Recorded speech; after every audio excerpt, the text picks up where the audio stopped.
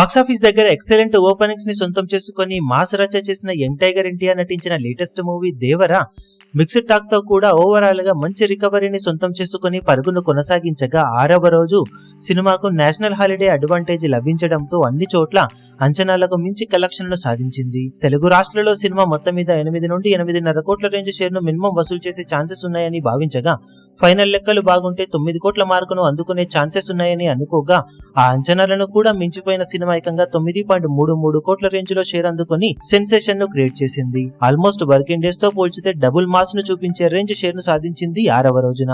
దాంతో టోటల్ గా తెలుగు రాష్ట్రాల సినిమా 6 రోజులు పూర్తయిన తర్వాత 119.64 కోట్ల దాకా షేర్ ను 168 కోట్లకు పైగా గ్రాస్ ను వసూలు చేసింది. తెలుగు రాష్ట్రాల సినిమా వాల్యూ బిజినెస్ 112.55 కోట్ల దాకా ఉండగా 114 కోట్ల బ్రేక్ ఈవెన్ టార్గెట్ తో బాక్సాఫీస్ బరిలోకి దిగిన సినిమా 6 రోజుల్లో బ్రేక్ ఈవెన్ ను పూర్తి చేసుకుని ఓవరాల్ గా 5.6 కోట్లకు పైగా ప్రాఫిట్ ను ఇప్పటి వరకు తెలుగు రాష్ట్రాల్లో దక్కించుకుంది.